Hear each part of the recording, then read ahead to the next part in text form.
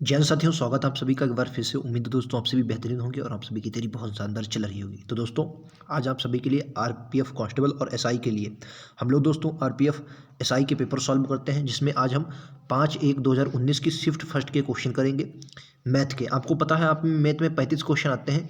इस वीडियो में दोस्तों हम लोग 16 से 17 क्वेश्चन 16 क्वेश्चन देखने वाले हैं। इसमें पार्ट फर्स्ट है दोस्तों। सभी क्वेश्चन इसलिए नहीं लिए हैं क्योंकि वीडियो ज़्यादा लंबी हो जाती है। ये 16 क्वेश्चन है, इन्हें बहुत ध्यान से देखिए और कितने लास्ट में अपने किए, कैसे क्वेश्चन लगे कमेंट बॉक्स में दोस्तों जरूर बताएं। कमेंट बॉक्स में कुछ जरूर लिखें, ठीक है। चलिए, क्वेश्चन कैसे लगे या और भी आपको सीरीज चाहिए, जरूर कुछ ना कुछ लिखें। पहले क्वेश्चन से शुरुआत करते हैं। पहला क्वेश्चन आप सभी की स्क्रीन पर ये रहेगा, राइट आंसर क्या है बताना है। फिर से मैं बता दूं, 5/1/2019 की शिफ्ट फर्स्ट के ये मैथ के क्वेश्चन है। एक वृत्त की त्रिज्या 19 गुना कर दी जाए तो उसकी परिधि पिछली परिधि की कितनी गुना हो जाएगी। देखो, वृत्त की परिधि क्या होती है दोस्तों, 2πr होती है। कितनी होती है, 2πr। मैंने मान लिया पहले परिधि मेरी आर ही थी, पहले परिधि मेरी आर थी। मैंने मान ली त्रिज्या पहले जो थी वो आर ही मानी त्रिज्या मान ली, तो वो आपकी जो परिधि हो जाए 2πr। अब अगर त्रिज्या मैंने आर को क्या कर दिया, 19 गुना कर दिया, यानी 19r कर दिया, तो अब मेरी त्रिज्या कितनी आ जाएगी, 2π19r। 2π19r आ जाएगी नहीं। अब क्या कह रहा है कि पिछली परिधि का कितने गुना है, तो पिछली परिधि कितनी है, तो आप कहेंगे 2πr है पिछली परिधि। 2πr है नहीं है, आप कहेंगे बिल्कुल है। और नई परिधि कितनी है, 2π19r। यही तो हो जाए कितने गुना, बस काटा पीटी कर देंगे। तो आर, ये आर होगा दोस्तों, ये आर से आर गया, 2π से 2π गया, कितना है 19। तो जो परिधि भी होगी वो भी अपने का कितना गुना हो जाएगी, 19 गुना हो जाएगी। उम्मीद है आप सभी को समझ में आ गया होगा। नेक्स्ट पर चलते हैं। अगला क्वेश्चन कह रहा, किसी वस्तु को 440 रुपये में बेचने पर उसी वस्तु को 1000 रुपये में बेचने पर प्राप्त लाभ के 80% की हानि होती है। उस वस्तु का क्रय मूल्य ज्ञात। देखो क्वेश्चन क्या कह रहा है कि यदि किसी वस्तु को 440 रुपये में बेचने पर उस वस्तु को 1000 रुपये में बेचने पर प्राप्त जितना लाभ होगा, लाभ के 80% के बराबर हानि है। ये आपसे बताना है 80% के बराबर क्या है, हानि है। 440 रुपये में अगर बेचोगे तो देखो इसको क्वेश्चन क्या मान लिया मैंने, क्रय मूल्य यक्स मान लो दोस्तों। क्या मान लिया, क्रय मूल्य कितना मान लिया, यक्स। मैंने माना क्रय मूल्य जो है वो यक्स है, ठीक है। अगर क्रय मूल्य यक्स है तो यक्स में से 440 जाएंगे, तो क्रय मूल्य से 440 गए तो ये कितना बचा, ये हानि आ गई, नहीं आएगी भाई। मैंने क्रय मूल्य से 440 रुपये में बेचा तो ये मेरी हानि निकल आएगी। कितनी हानि रही होगी, वो हानि निकले भाई। क्रय मूल्य से अगर विक्रय मूल्य घटा देंगे तो हानि निकल आएगी, नहीं आएगी, ठीक है। अब उसने कहा क्या कि यदि 1000 में से 1000 ये रुपया क्या है, ये आपका विक्रय मूल्य, और विक्रय मूल्य में से जो क्रय मूल्य अगर हम निकाल दें तो आपका क्या आ जाए, लाभ आ जाएगा। और लाभ का 80%, लाभ का क्या है 80% क्या है दोस्तों, लाभ का 80% ही हानि है। समझे, मैं फिर से आपको समझा देता हूँ। देखो, जो आपका हानि होती है, हानि यानी लॉस जो होता है वो क्या होता है, जो हानि होती है वो आपका कॉस्ट प्राइस में से सेलिंग प्राइस अगर आप माइनस करेंगे तो आपका लॉस निकल आएगा। अगर मैं प्रॉफिट की बात करता हूँ, प्रॉफिट क्या होता है, सेलिंग प्राइस में से अगर मैं कॉस्ट प्राइस माइनस करता हूँ तो आपका लॉस आ जाएगा। उसने कहा 440 रुपये में बेचने पर उसी वस्तु को 1000 रुपये में बेचने पर 60% की हानि, यानी 440 रुपये में बेचते हैं तो हानि होती है। मैंने यक्स माना था क्रय मूल्य, क्रय मूल्य से अगर मैंने भाई कॉस्ट प्राइस मैंने माना था यक्स, यक्स में से 440 सेलिंग प्राइस, जो सेलिंग प्राइस है वो अगर माइनस कर दिया तो मेरा लॉस निकल आया, ये हानि निकल आई। 400 यक्स माइनस 440 का है, ये हानि आ गई, ठीक है। ये हानि किसके बराबर है, तो आप कहेंगे 1000 में से यक्स, यानी कि 1000 मेरे पास क्या है, अब विक्रय मूल्य है, विक्रय मूल्य 1000 है, ठीक है।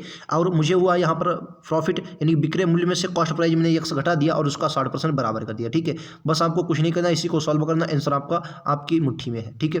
देखो 20 दूनी 40 और 20 तियाँ 60, ठीक है। इस 3 की मल्टीप्लाई यहाँ होगी और 2 की मल्टीप्लाई यहाँ हो जाएगी। 3 की मल्टीप्लाई करवाओगे यहाँ आपका 3x आ जाएगा और आपका इधर आ जाएगा 4 तियाँ 12, 4 तियाँ 12 13, ठीक है। 1320, इधर कितना आ गया, 1320 आ गया। इसको और भी काटना चाहे और ये कटेगा नहीं, 1320 आ जाएगा ना, 0 3 चौको 12, 1 3 चौको 12, ठीक। और इसकी मल्टीप्लाई करवाओगे ये कितना आ जाएगा, 2000 और माइनस 2x, ठीक है।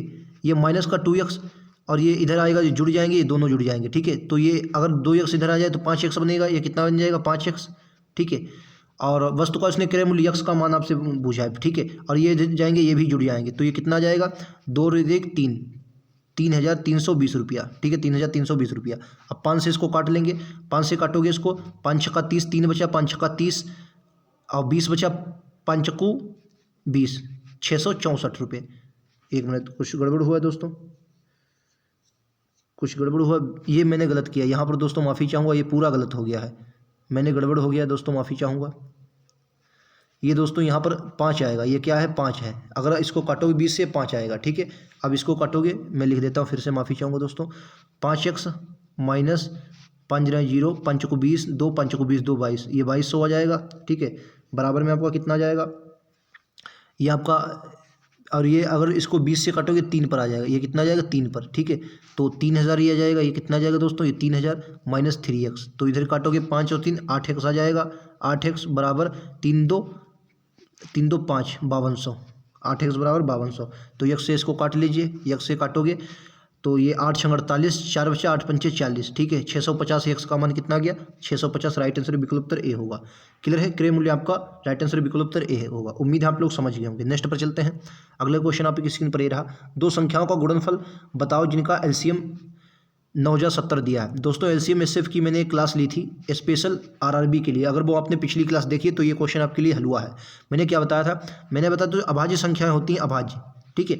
अभाज्य संख्याएं जो होती हैं अभाज्य संख्याओं का गुणनफल ही क्या होता है, गुणनफल ही, अभाज्य संख्याओं का गुणनफल ही उनका क्या होता है, एलसीएम होता है। और अभाज्य संख्याओं का जो माशा होता है, माशा यानी कि माशा की अगर बात करता हूँ, यानी कि एचसीएफ, क्या दोस्तों एचसीएफ, वो क्या होता है सदैव दोस्तों 1 होता है। अच्छा, अब ये कैसे पता चला कि ये अभाज्य संख्या है, क्योंकि उसने साफ साफ उनमें कहा कि एचसीएफ क्या है 1 है। अगर दोस्तों एचसीएफ 1 है यानी कि जो अभाज्य संख्याएं रही होंगी, और जो इनका गुणनफल है वही क्या हो जाएगा, उनका जो इनका एलसीएम है वही उनका गुणनफल हो जाएगा। और उसने क्वेश्चन ने यही पूछा, गुणनफल बताओ इनके एलसीएम, इनका क्या हो जाएगा, गुणनफल हो जाएगा। राइट आंसर आपका 9,070 आ जाएगा, ठीक है। इस क्वेश्चन में कोई डाउट नहीं होना चाहिए, आप लोग उम्मीद है समझ गए होंगे। चलिए नेक्स्ट पर हम लोग चलते हैं। अगला क्वेश्चन आप सभी की स्क्रीन पर ये रहेगा, राइट आंसर क्या है बताना है। कह रहा 84 लीटर के मिश्रण में दूध और पानी का अनुपात 3:4 है। यदि अनुपात बदलकर 3:5 हो जाता है तो मिश्रण में मिलाए जाने वाले अतिरिक्त पानी की मात्रा, आपको अतिरिक्त पानी की मात्रा बतानी। 84 लीटर मिश्रण था, तो मैंने पहले क्या मानिया भाई 3 था, अनुपात में फिर 4 आ जाएगा, उसके बाद आपका कितना आ जाएगा 3 और 5। एक बात बताइए, आप कहेंगे ये आपका दूध है और ये आपका क्या है पानी, ठीक है।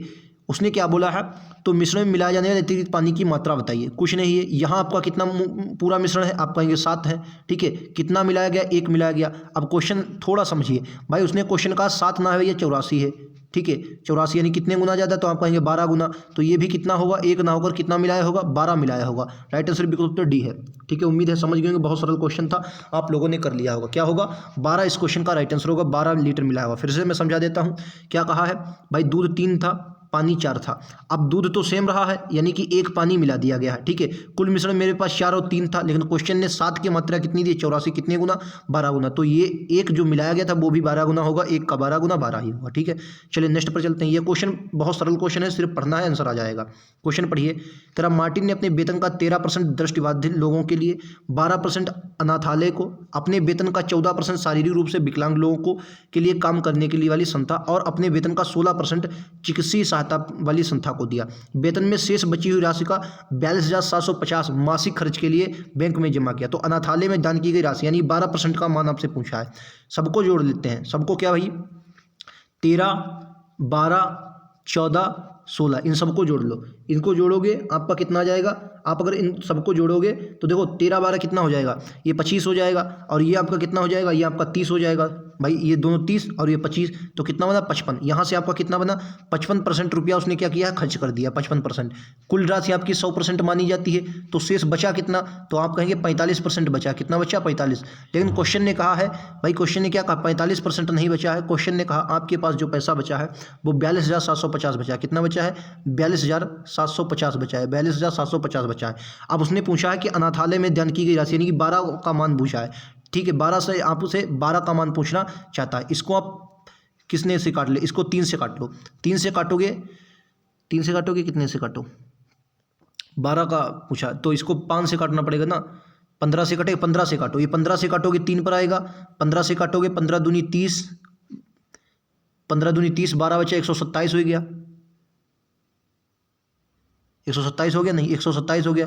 15 7 105, 15 8 120, 7 बचा, 15 5 75, ठीक है। ये कितना आ गया 2850। अब अच्छा एक बात बताए, 12% का मान पूछा है, 3% का मान 2850 दिया है। अगर मैं यहाँ पर दोस्तों 4 की मल्टीप्लाई करवा देता हूँ तो मेरे पास 12 आ जाएगा, तो इसमें भी 4 की मल्टीप्लाई करवा दीजिए। 4 0 0, 4 5 20, 2 लगा, 4 8 32, 2 34, 4 8 32, 2 34, 4 दूनी 8 और 2, 1 मिनट, 4 0 4 पंचे 20 हासिल लगा 2 4 8 32 जो 34 3 4 दूनी 8 और 3 11 कितना आ जाएगा 11,400 राइट आंसर विकल्प उत्तर सी है।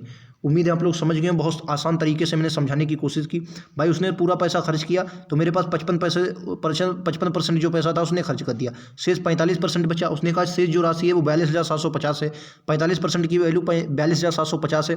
मैंने अब आपको ये सोचना है, अगर मैं 45 से डायरेक्ट काटूँ फिर से 12 की मल्टीप्लाई करवाऊँ, तो इसलिए मैंने 15 से काटा, 3 बार मिल गया। अब 3 में अगर मैं 4 की मल्टीप्लाई करवा देता तो 12% मुझे मिल जाता है, यानी कि इस संख्या में 4 की मल्टीप्लाई 11,400 बन गया। राइट आंसर विकल्प उत्तर सी है। नेक्स्ट पर चलते हैं। अगला क्वेश्चन ये देखिए, क्या एक व्यक्ति साइकिल से 15 किलोमीटर प्रति घंटे की रफ्तार से छात्रावास में कॉलेज को जाता है और 4.5 मीटर की देरी से पहुंचता है। यदि वो 20 किलोमीटर प्रति घंटे की रफ्तार से साइकिल चलाता तो 4.5 मिनट पहले पहुंच जाता। छात्रावास और कॉलेज के बीच की दूरी आपको बतानी है।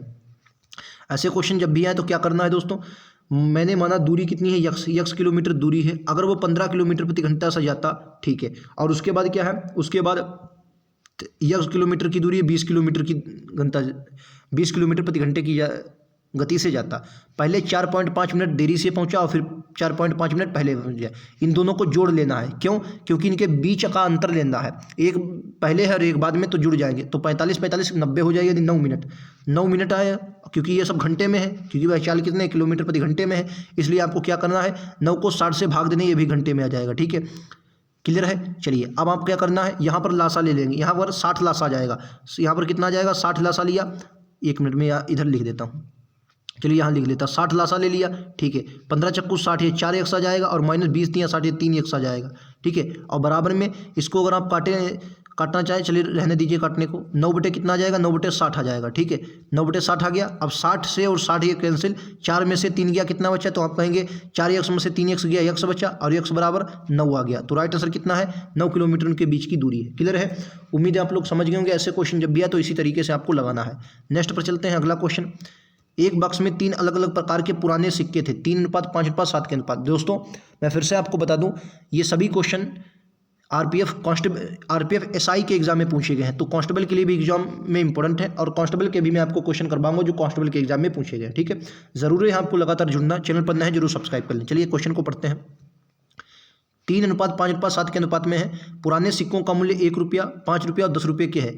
यदि बॉक्स में रखे गए कुल कीमत जो है 686 रुपये है, तो 10 रुपये के पुराने सिक्के। देखो एक बात बताओ, 1 रुपये के अगर 3 सिक्के हैं तो कितना रुपया बना, आप कहेंगे 3 रुपया बना। 5 रुपये के 5 सिक्के हैं, 25 रुपया बना। 7 रुपये के 10 सिक्के हैं तो यानी कि कितना बना भाई, 10 रुपये के 7 सिक्के हैं, 70 रुपया बना। कितना बना, 70 रुपया। इन सबको जोड़ लो, इन सबको जोड़ोगे 7 2 9 98 बनेगा। कितना बनेगा, 98। यहाँ से कितना बना, 98। अब 98 की वैल्यू आपको कितनी दी, आप कहेंगे 686 दी है, 686।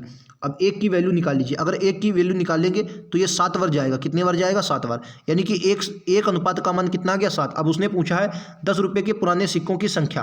भाई 10 रुपये के कितने सिक्के थे, 7 ही तो थे, तो 7 1 का मान 7 है, 7:7 से कितना हो जाएगा, 49। Right answer option number D है। इससे सरल सिक्कों का जो आपने कहीं भी पढ़ा होगा, मुझे नहीं लगता इससे सरल कोई तरीका आपको मिल सकता है। ये बहुत सरल तरीके से मैंने आपको समझाने की कोशिश की है।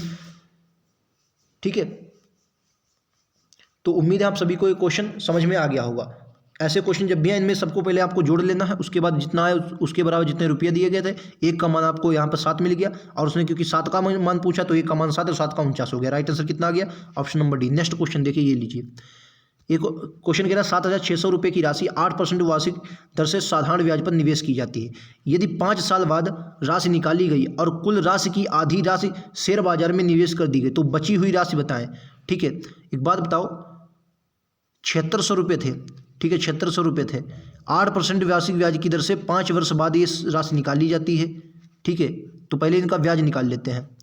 तो 1 2 1 2 8 पंचे 40, 4 बना, 4 6 24 के 4 हाथ से लगा 2, 4 7 28, 28 2 कितना आ जाए 30, और 1 0 ये, तो यानी कि 3040 रुपये ब्याज मिला, और 7600 रुपये पहले थे, 7600 रुपये पहले थे, तो यानी कितने ये हो जाएंगे 0। ठीक है, हाँ ठीक है, 4 6 7 3 10, 10,640 आ गया। अब इसने आधी राशि शेयर बाजार में दे दी तो आधी बची, आधी कितनी बचेगी, 10,640 से 5,320, 5,320 कहाँ है, ऑप्शन नंबर डी में है। क्लियर है, 5,320 ऑप्शन नंबर डी में है। नेक्स्ट पर चलते हैं, ये लीजिए अगला क्वेश्चन।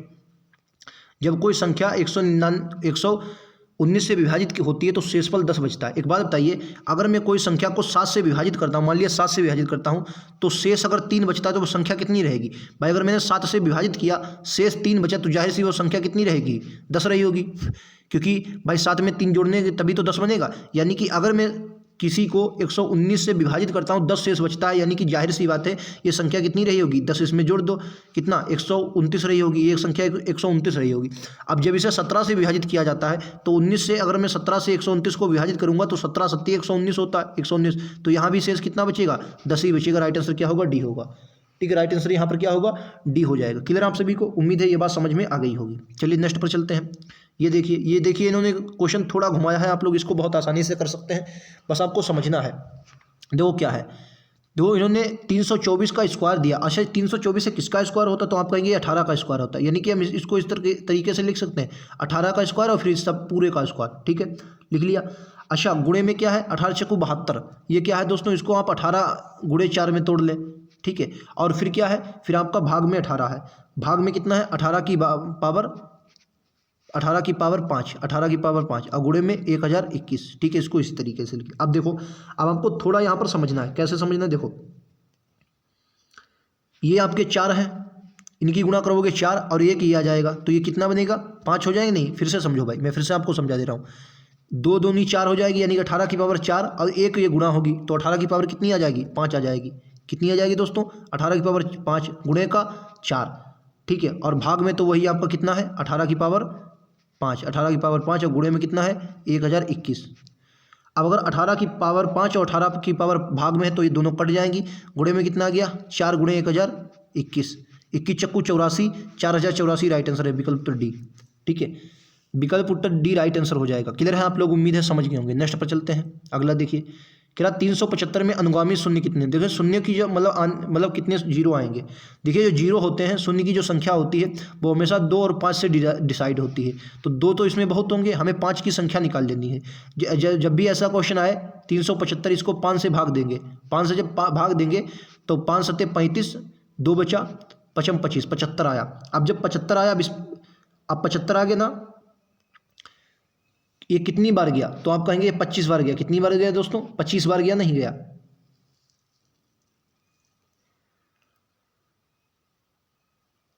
ठीक है, अब ये 75 जो है 75, अब इस 75 को भाग दे दो 5 से। 75 को जब 5 से भाग दोगे तो कितना बचेगा? आप कहेंगे 15 बचा। अब इस 15 को भी भाग दे दो किससे? 5 से, तो कितना बचा? 3। यानी कि लास्ट में पूरा कट गया। आप कहेंगे बिल्कुल। अब इन तीनों को जोड़ लो तो 75 15 कितना हो जाएगा? 90 और 3 93। तो कितने जीरो होंगे? 93 जीरो होंगे। उम्मीद है आप लोग समझ गए। मैं फिर से समझा दे रहा हूँ। देखिए आपको 375 लेना है, 375 को भाग देना 5 से। 5 से भाग दो, कितना बचा? 75। जो 75 आया, इस 75 को भी भाग दे दो किससे? 5 से, तो कितना आया? 25 आया। अब 25 को भी भाग दे दो किससे? 5 से। जब तक ये कटे ना तब तक भाग, जब तक जीरो ना जाए, मतलब पूरी संख्या ना कट जाए, तब तक भाग देना है। 5 से कटोगे 25 पूरा कट गया? नहीं कट गया, लास्ट में 5 ही बचा। तो ये कितना आया? 3 आ गया। ठीक है, तो 75, ये 15 आ जाए, माफ़ी चाहेंगे 15। 75 और 15 कितना आ जाएगा? 90 और 3 93। राइट आंसर कितना होगा? Option number A. नेक्स्ट पर चलते हैं। ये लीजिए, क्या एक दुकानदार किसी वस्तु के क्रय मूल्य में 46% की बढ़ोतरी करके उस वस्तु को मूल्य अंकित करने के पश्चात उस पर बिक्री के लिए अंकित मूल्य पर 46% की छूट देता है। उससे होने वाले कुल लाभ या अथवा हानि प्रतिशत की, अच्छा हानि या लाभ आपको बताना है। देखो इसका सक्सेसिव भी आप निकाल दे तब भी बन जाएगा, वरना ऐसे आप कर दे। देखो मैंने मान लिया 100 रुपये थे, 100 रुपये थे तो क्रय मूल्य मैंने मान लिया 100 रुपये था। ठीक है, अगर मैंने इस पर अंकित किया तो 146 अंकित किया होगा। ठीक है, 146 अंकित कर दिया। अब 146 पर भी हमें 46% की छूट देना, क्योंकि अंकित मूल्य पर 40% की छूट दे रहा। अंकित मूल्य पर 40% की छूट देंगे, यानी 54/100 आ जाए। कितना आ जाएगा? 54/100 हो जाए। क्लियर? उम्मीद है आप लोग समझेंगे। अब 146 और 54 की मल्टीप्लाई करवा दीजिए। अब आपके 2 पॉइंट आ जाएंगे। तो अगर आप या तो इसको काट लें या तो गुणा ही करवा दें। चलो 146 और 54 की मल्टीप्लाई करवाते हैं। 146 और 54 इसकी मल्टीप्लाई करवा दीजिए तो 4 छंग कितना आ जाए? 24 के 4 हासिल लगा 2, 14 चौको 56, 56 2 58। ठीक है, 5 चक्का 30 का 0 हासिल लगा 3, 14 पंचे 70 और 3 73। कितना आ गया? 4 8 5 3 8 और 7 कितना? 7884। अब दो संख्या, क्योंकि 2 जीरो हैं तो 2 संख्या कितना आ गया? पॉइंट। तो यानी कि जो इसका मान आ गया कितना आ गया? 78.84। 78.84 की कोई, अब 100 की चीज़ है, 78.84 की बिकेगी तो भाई आपको हानि हुई नहीं होगी? बताओ, हानि हुई पहली बार। और कितने की हानि हुई? 100 में से जितना कम उतने की हानि हुई। तो 100 में से ये कितना कम, 78.84। तो हानि कितने की हुई, 100 रुपये की थी ना।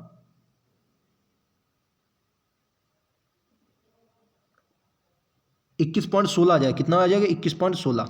21.16 राइट आंसर कितना आ जाएगा, 21.16 की हानि हुई। ठीक है, 21.16 की हानि होगी, ऑप्शन नंबर डी होगा। नेक्स्ट पर चलते हैं, ये लीजिए।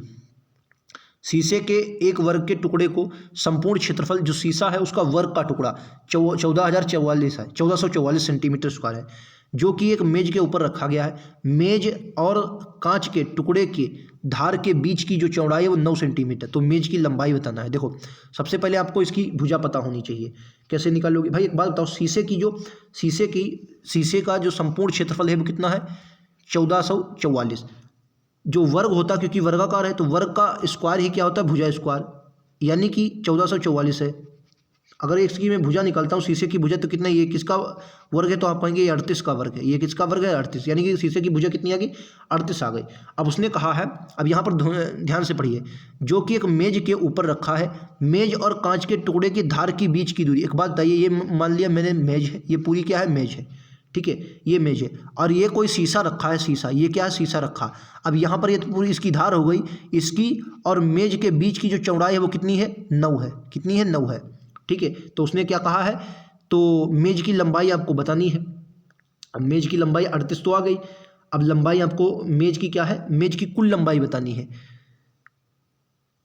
मेज और कांच के टुकड़े के धार के बीच की चौड़ाई 9 सेंटीमीटर, तो मेज की लंबाई बताएं। मेज की, अच्छा मेज की लंबाई कैसे निकलेगी, अब देखो मेज की भाई 9 इधर है तो 9 इधर भी होगा, यानी कि 38 तो उसकी धार की लंबाई है। ठीक है, 38। अब 9 जब इधर होगा तो 9 इधर भी तो होगा, तभी तो लंबाई निकलेगी भाई। 9 इधर कम है तो 9 इधर भी कम है, यानी कि कितना कम है, कुल मिलाकर, एक मिनट दोस्तों, ये 18 कम है और जुड़ जाएगी, तो 38 18 कितना आ जाएगा, 56। 38 18 कितना आ जाएगा, 18 16 56, ऑप्शन नंबर डी क्लियर है भाई। जब धार रखी गई है शीशा, तो 9 इधर कम है तो 9 इधर भी कम होगा, यानी कुल मिलाकर 18 कम है, और 38 तो इसकी शीशा है तो 18 और कम होगा, 56 राइट आंसर होगा। नेक्स्ट पर चलते हैं, ये लीजिए। 204 मीटर लंबे पुल को पार करने में एक ट्रेन 57 सेकंड का समय लेती। यदि वही ट्रेन एक संकेत बोर्ड को पार करने में 23 सेकंड का समय लेती, तो ट्रेन की लंबाई हमें नहीं पता है, ट्रेन की लंबाई बतानी है। तो देखो समय बराबर क्या होता है, दूरी, देखो दूरी तो निकालनी है, दूरी बराबर क्या होता है, चाल, हाँ दूरी से नहीं निकलेगा, समय दिया है, चाल बराबर दूरी बटे समय से निकालिए, 4 बराबर, तो दूरी कितनी है, 204 मीटर लंबे पुल है, प्लस मैंने यक्स क्या मान लिया, ट्रेन की दूरी है, इसको पार करने में 57 सेकंड लगते हैं। ठीक है, ठीक है। अब कह रहा है एक बोर्ड को पार करने में, यानी कि अगर बोर्ड को पार करेगा तो सिर्फ हमें ट्रेन की लंबाई लेगी, 23 सेकंड लगते हैं। ठीक है, 23 सेकंड लगते हैं। अब बताइए, अब 23 सेकंड लगते हैं, अभी क्या है, इनमें आपको मल्टीप्लाई करवानी होगी, इन दोनों की सबकी मल्टीप्लाई करके, 23 से 57 कटेगा है नहीं, तो अगर इसकी मैं मल्टीप्लाई करवाता हूँ तो मल्टीप्लाई करवाइए, 23 से आप इसकी मल्टीप्लाई करवाएंगे तो इसको ऐसे ही रख दो, 23 की मल्टीप्लाई भी ना करवाओ, 204 गुणे 23, क्योंकि मुझे लगता है ये आगे कट जाएगा, 23 प्लस में कितना है, 23 यक्स है, ये 23 यक्स है। ठीक है, और बराबर में कितना, 57 यक्स, 57 यक्स। अब 23 में से 57 जाएगा तो कितना बचेगा, 23 में से 57 जाएगा 34 बचेगा, यानी कितना बचा, 204 गुणे का कितना है, 23 गुणे का ये वाला 23, ठीक है, गुणे का 23, और बटे में कितना जाएगा, क्योंकि अगर इसको हम घटाएंगे 57 में से 23 जाएगा तो कितना बचेगा, 34, और बराबर में कितना, यक्स, क्योंकि बराबर में यक्स आ जाएगा। आप लोग उम्मीद है समझ गए, थोड़ा मैंने शॉर्ट किया, आप लोग समझ गए होंगे। ठीक है, चलिए अब इसको काट लेते हैं, 17 से जाएगा, 17 3 हाँ जाएगा, 17 दूनी 34, 17 एकन 17, 3 बचा, 17 दूनी 34, फिर से 2 से काटेंगे 6 पर, 6 3 18, 1 बचा, 6 दूनी 12, 1 13, कितना आ गया, 138, राइट आंसर ए। यहाँ पर आप लोग समझे, नहीं समझे, मैं फिर से आपको समझा देता हूँ। देखो इसमें क्या किया मैंने, 57 को यहाँ से माइनस किया, तो यानी कि मेरे पास कितना जाएगा, 204 गुणे 23, 204 गुणे 23 बराबर में कितना जाएगा, ये 34 एक्स, कितना जाएगा, 34 एक्स, 34 एक्स आ गया। अब 34 को मैं इधर ले आया हूँ, यहाँ देखिए, 34 को बटे में ले आया, यक्स बराबर कर लिया, तो यक्स का मान कितना आ गया, 138। क्लियर है। ये क्वेश्चन देखिए दोस्तों, ये भी थोड़ा अच्छा क्वेश्चन है। कह रहा कोई राशि चक्रवृद्धि ब्याज की दर से 4 साल में अपने आप की 3 गुनी हो जाती है। अपने आप की कितनी हो जाती है, 3 गुनी हो जाती है।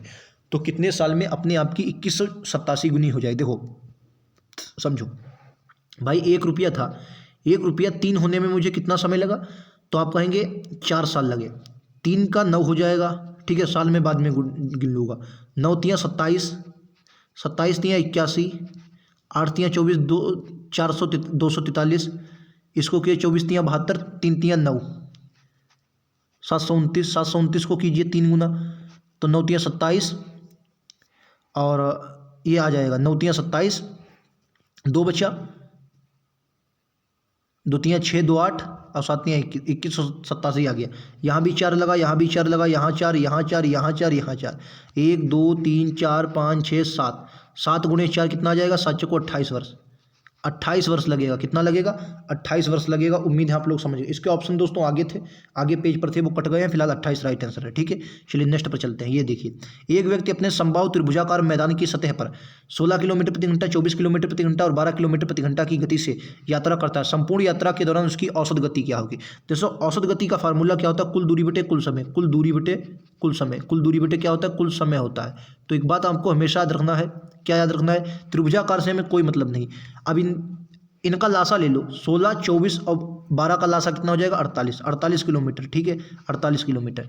अगर 16 की चाल से 48 किलोमीटर जाएगा तो भाई कुल दूरी कितनी है, 48 किलोमीटर जाएगा 16 की चाल से, तो कितना लगेगा समय, 16 48, ठीक, कुल दूरी।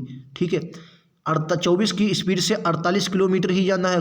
किसकी स्पीड से, 24 की, तो 24 की 24 तियाँ, सॉरी 24 चक्कू, माफ़ी चाहेंगे, 16 तियाँ 48, 24 दूना 48, 1 मिनट, कितना जाएगा, 24 दूना 48, फिर से 48 किलोमीटर जाएगा। अब की 12, तो 12 चक्कू 48। ठीक है, 48 का 3 बार है, 8 तियाँ 24 के 4, 4 तियाँ 12 और 2 14, 144, 144 में 4 2 6 3 9, 9 से काटो, 9 1 9, 5 14, 9 6 54, कितना आया, 16। राइट आंसर क्या है, ऑप्शन नंबर ए, 16 बार जाएगा। ये कितना आ जाएगा, 16 किलोमीटर प्रति घंटा राइट आंसर होगा। उम्मीद है आप लोग समझ गए। ऐसा क्वेश्चन जब भी आए इसी तरीके से करना, इन तीनों का लासा ले लेना है, जो भी इनकी मतलब इन तीनों से जो भी आपकी कट सके ऐसी संख्या लेनी है। ठीक है, तो कुल दूरी बटे कुल समय, कुल दूरी आ गई और कुल समय आ गया। ठीक है, नेक्स्ट पर चलते हैं। यही थे हमारे लास्ट क्वेश्चन। ठीक है, हमने 16 क्वेश्चन किए और बहुत बेहतरीन से समझाने की कोशिश की है। उम्मीद है आपने इनमें से किसी क्वेश्चन में डाउट नहीं होगा। अगर डाउट है कमेंट बॉक्स में जरूर पूछें, आने वाले नेक्स्ट क्वेश्चन में आपको उसका जवाब जरूर दूंगा। ठीक है, बहुत बेहतरीन क्वेश्चन से हमने अच्छे से समझे। लगातार मैं आरपीएफ कांस्टेबल, एसआई और एलपी टेक्नीशियन लगातार उनके वीडियो दे रहा हूँ। ज़रूरत है आप सभी को जुड़ने की और अपनी बेहतरीन तैयारी को करने की। ठीक है, मिलते हैं अगले वीडियो में। आज के लिए इतना ही। थैंक यू दोस्तों, जय हिंद, जय भारत।